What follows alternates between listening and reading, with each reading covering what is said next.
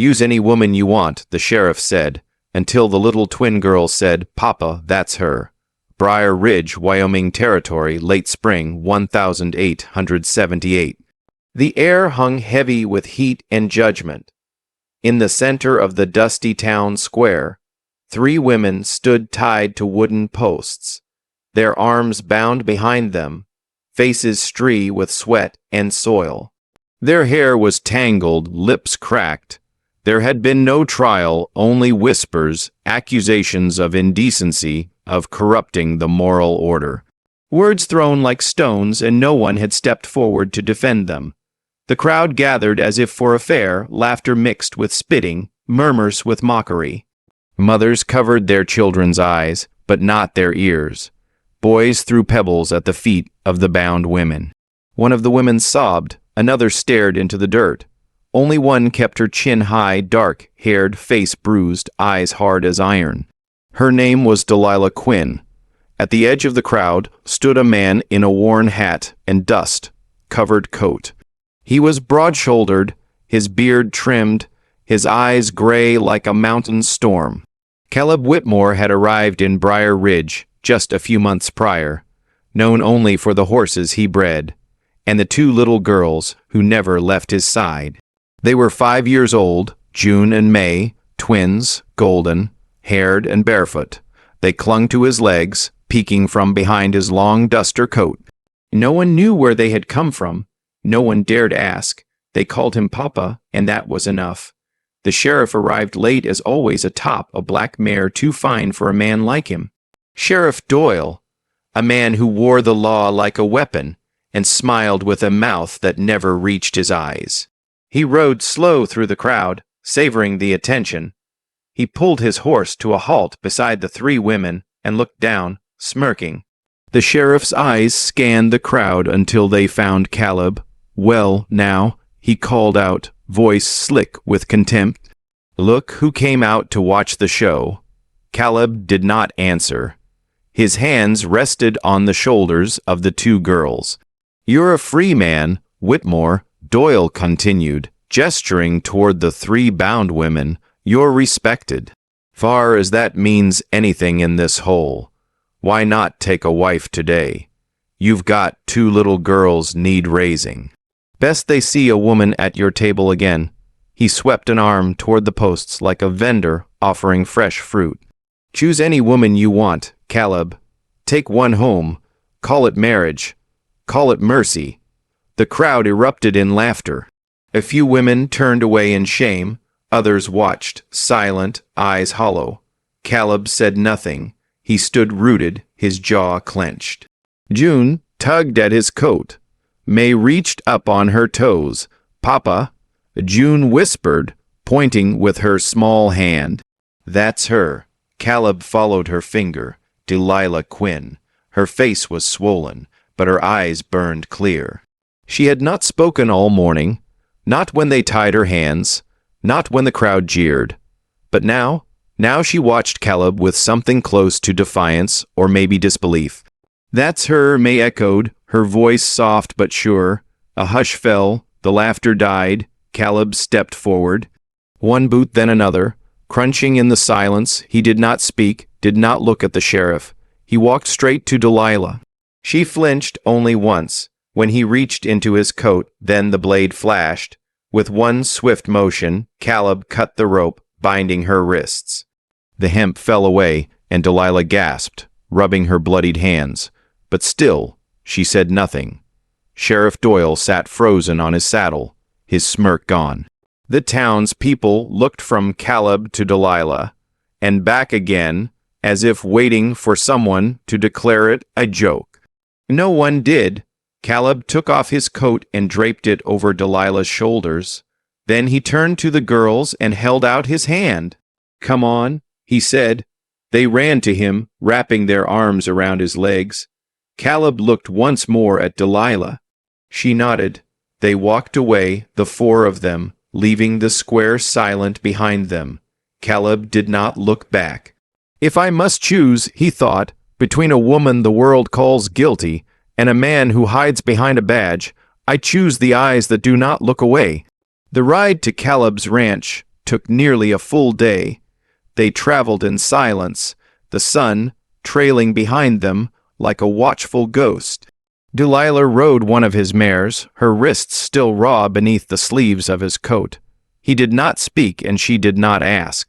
The girls rode with Caleb, one in front of him, the other clinging to his back. They laughed once when a jackrabbit darted across the trail, but otherwise they too were quiet, watching Delilah in the fading light as if she were something sacred and nearly lost. When they arrived, the land stretched wide and open, a modest wooden house nestled against a line of cottonwoods, fences barely holding shape against the wind. Caleb dismounted first. He lifted the girls down, then offered his hand to Delilah. She took it.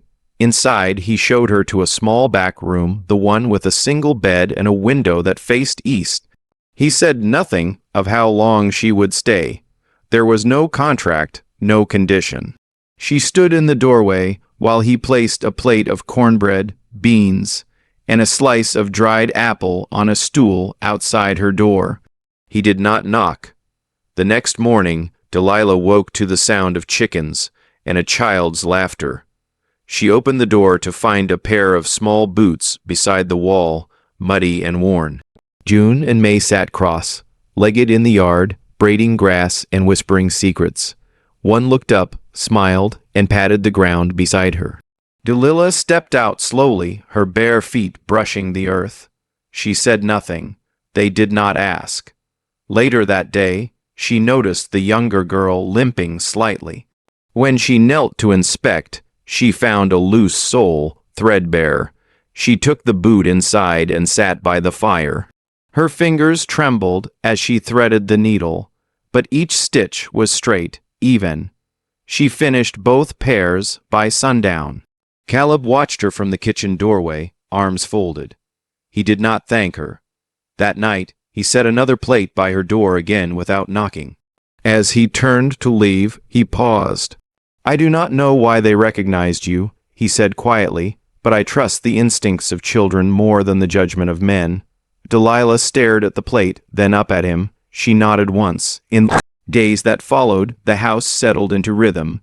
Caleb rose before dawn, worked the fences, fed the horses. The girls helped gather eggs, swept the floor, and brought water from the well. Delilah did not speak much, but when she did, it was only to the girls' soft tones, gentle corrections, the kind of voice that healed instead of commanded. She never called Caleb by name. One evening, as the wind howled through the cottonwoods, Delilah sat on the steps of the porch, watching the horizon burn red. Inside, the girls slept curled beside each other like two seeds in a pod. Caleb stood behind her, leaning against the door frame. He did not speak. She did not turn, but in her mind, the voice that had long gone silent whispered. "I was dragged from my home in the middle of the night, called a killer, spit on by those who once waved to me in the market, stones thrown for silence, chains for pride. But no one, not once, looked at me the way those girls did, as if I was something good." She closed her eyes against the wind, and for the first time in years, Delilah Quinn breathed without fear. The wind howled through the cottonwoods that night, colder than it should have been for late spring. It came down from the mountains with the bitterness of winter, refusing to die, rattling the shutters and slipping beneath the cracks in the floorboards. Caleb woke before the fire had dimmed, his instincts pulling him from sleep. He heard them first, soft whimpers, barely louder than the wind. When he entered the girls' room, the smell of fever hit him like smoke from a dying flame. June and May lay twisted in their blankets, cheeks flushed, foreheads burning. Their skin was hot to the touch. May kicked weakly against the sheet, her lips cracked. "Too cold. The snow's too cold," she whispered. June moaned, clutching the blanket tighter. "She's singing. Don't stop. Smells like smoke." Caleb moved quickly. He stoked the fire, brought water to a boil, tore cloth into strips for cool compresses. He worked in silence, jaw tight. But the girls kept speaking, murmuring through their fever as if caught in a dream far older than their years. "She held us. Don't let her go." At the hallway's end, a shadow moved.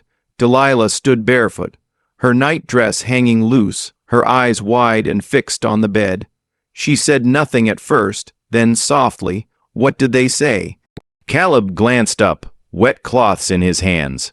Something about snow, singing, smoke. Delilah's breath caught. Her fingers curled tightly against the door frame. Blank. She said, barely a whisper, "The blanket." She walked forward slowly, each step hesitant. The girls continued to stir, words tumbling out like ghosts. "She held us. She was warm." Delilah sank to her knees beside the bed. Her hand trembled as she reached out, then stopped inches from June's cheek. "I remember them," she said. "There was a snowstorm, a clearing. They were alone, huddled under a tree. I wrapped them in the only blanket I had. I held them through the night.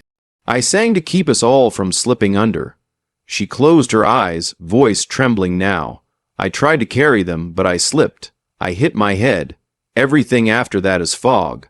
I woke up in a shack daze. Later, bleeding alone, I thought they had died." Caleb stood silent at the doorway. Delilah looked at the girls, then placed a hand gently on May's burning forehead. "They survived," she whispered. That night, Delilah stayed by their side. She wiped their faces, changed their cloths, spooned broth between their lips. She hummed the same melody from the forest, the wordless song she had once whispered into the frozen dark. Caleb sat by the fire out of sight, but listening, he did not interrupt.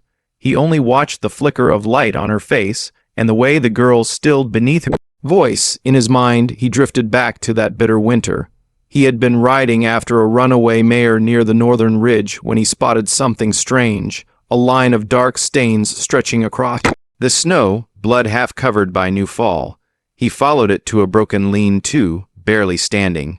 Inside, two little girls, no more than 4, lay curled together in a bundle of wool. They were barely breathing, no one else, no names, no clues. He took them home. They called me Papa by the 3rd day. He whispered, and I never had the heart to tell them otherwise. Delilah dipped another cloth, her movements gentle. She looked up but did not meet his eyes. "I am not their mother," she said, "but that night I chose to be." Caleb stepped outside into the cold night air. He walked to the wood pile beside the barn and picked up a piece of pine. Sitting on the edge of the trough, he drew his pocket knife and began carving. Slow, steady strokes. By morning, the fever had broken. The girls slept peacefully, cheeks flushed but no longer burning. Delilah sat slumped in the chair, still dressed from the night. The blanket he had given her wrapped around her shoulders. Caleb walked over and laid something on the table beside her, a small sanded block of wood, the carving still fresh. It read, "Sometimes home is a memory you forgot you built." He looked at her one more time at the girls, sleeping soundly beside her. "She's not a stranger," he thought. "She's the reason they're still alive."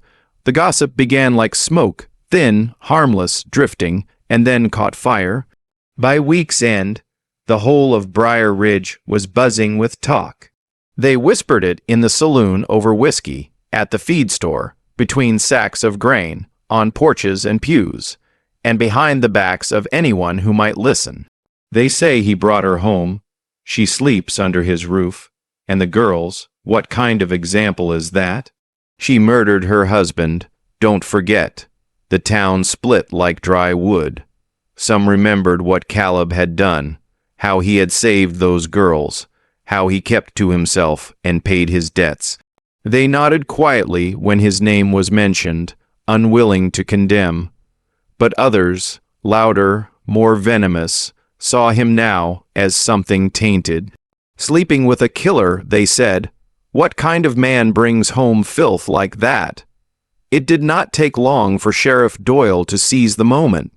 On the following Sunday, just after the church bells rang, he called a town meeting in the square. People gathered hungry for spectacle, for something righteous to lean on.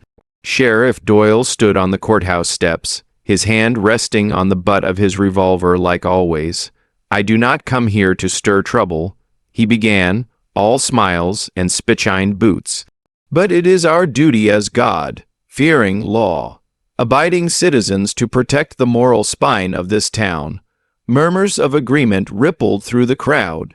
He looked out, voice rising. We have among us a woman once tried for murder.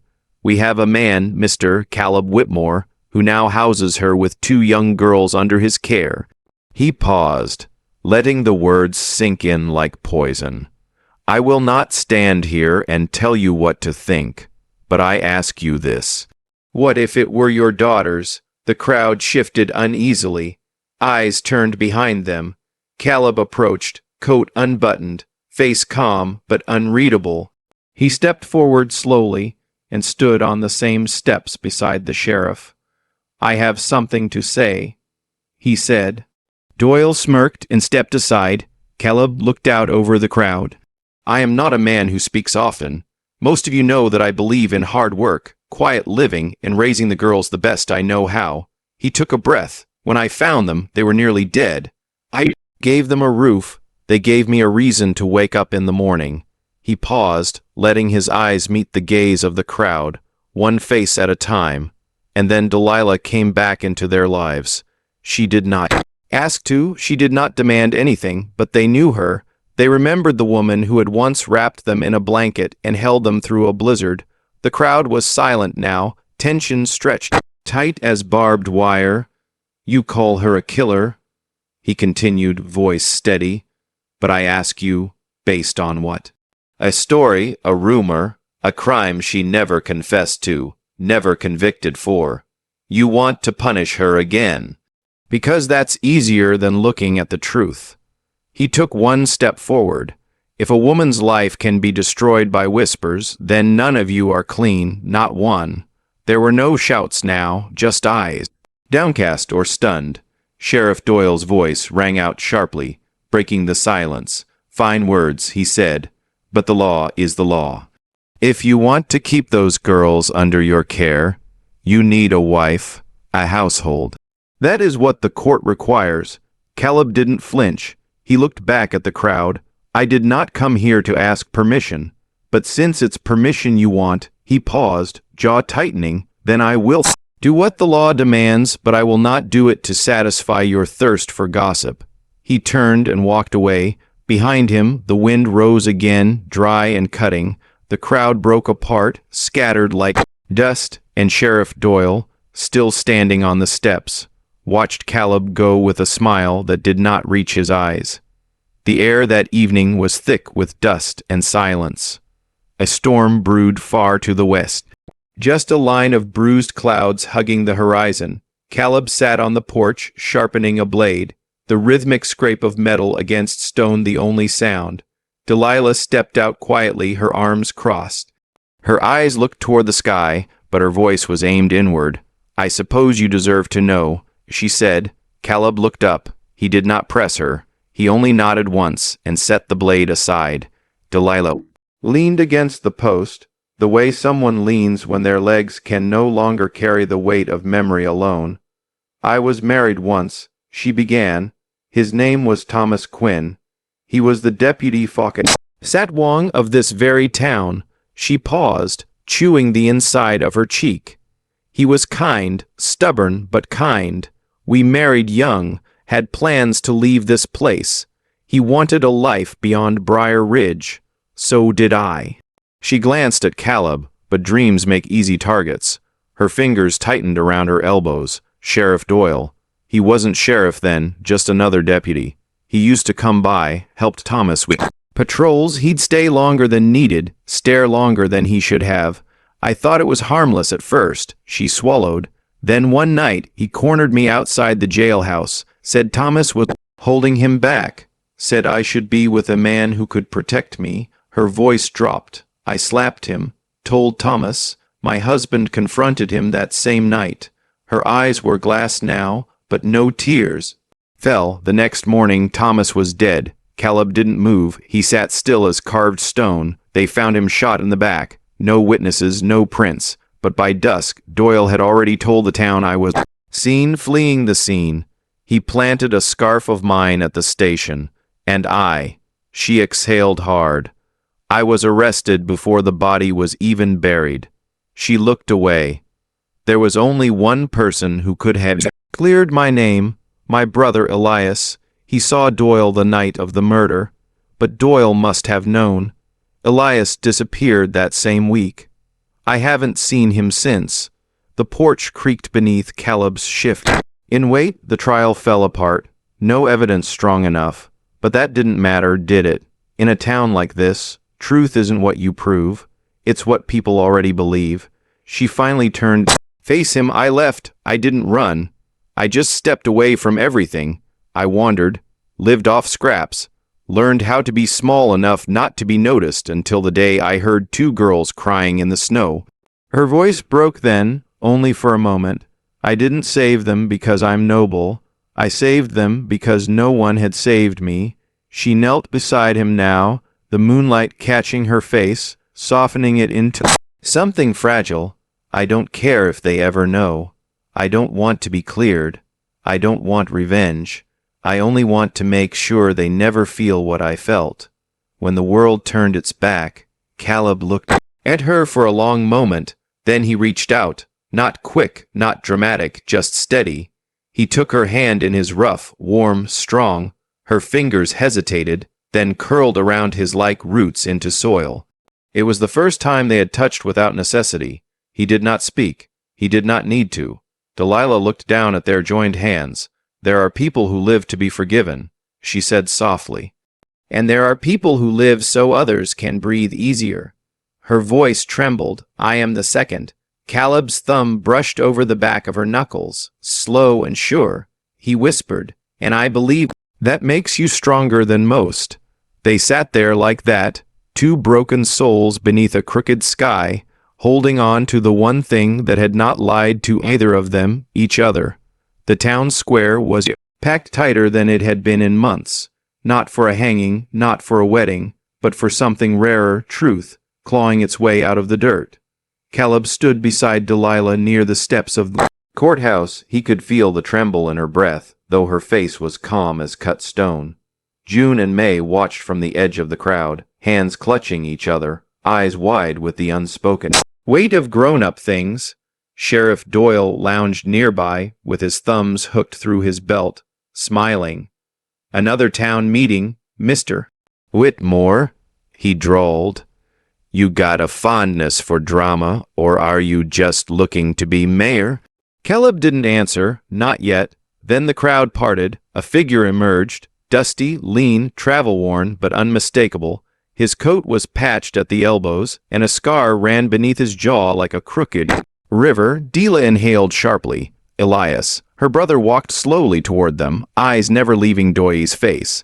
I've come back, he said, his voice carried, low, ragged, but certain. And I brought what should have come with me a long time ago. He held up a satchel, worn leather pulled tight with a strap. From it he pulled out a yellowed envelope, folded papers, and a battered wax cylinder, the kind used to record voice on old photographs. This, he said, raising the cylinder, was recorded the night Thomas Quinn died, the night Sheriff Doyle shot him in the back. A gasp rippled through the crowd like wind through wheat. Doyle's smile faded. This is madness. He's been gone 10 years. What the hell does he know? Elias didn't flinch. I ran because you threatened to kill me if I spoke, but I never threw this away. And I found the bank drafts, too. Proof you forged Thomas's name to transfer title of his land straight into your own pocket. A silence fell heavy and trembling. Caleb stepped forward. Play it, he said. Elias nodded. A deputy fetched the old photograph. As the machine cracked and clicked to life, the crowd leaned in. Then came the voice, faint, grainy but undeniable. You think you're better than me, Thomas. Think just 'cause you wear a badge and have a pretty wife, you can make me disappear. She should have been mine. You both took what I earned, so now I'll take it back. The sound of a struggle, a gunshot, screams, the recording cut. No one breathed. Delilah's knees buckled slightly, but Caleb caught her. Sheriff Doyle took a step back. That proves nothing, he barked. It's hearsay, old tricks and doctored sounds. Another voice cut him off. We matched the handwriting, Sheriff. said a lawyer from Cheyenne who'd come with Elias. The forged deeds, the stolen money, and now this. Doyle reached for his revolver, but 4 deputies already had theirs drawn. Don't. One of them said, just don't. They shackled him right there in front of the people who had once called him Law. Some cried, some watched in stunned silence. Delilah looked away, not from fear, but from the kind of tired only truth can bring.